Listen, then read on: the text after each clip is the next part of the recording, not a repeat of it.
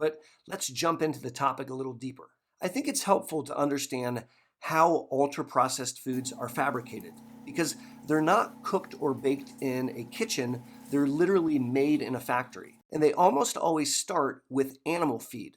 So really cheap, inexpensive crops that we would normally give to livestock, things like corn or soybeans. They process these down into the molecular parts. So they'll take corn, for example, and they'll turn it into a pile of starches, a bunch of protein isolates, and then some fats. They will remove the coloring, they'll remove the natural flavors, and unfortunately, they remove most of the nutrients and minerals. Once they get it down in the component parts, they can use chemistry to recombine them and to create any shape, any flavor, any texture, anything that they want. They will use chemicals like emulsifiers to bind them back together. The taste has been removed, no problem. They'll add new flavorings to make it taste the way they want.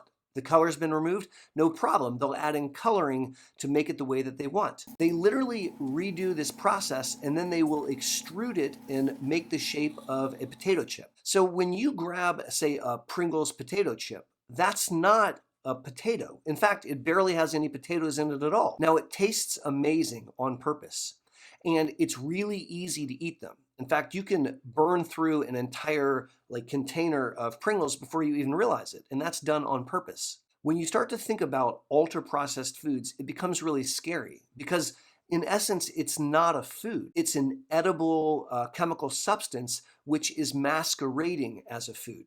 That's downright scary.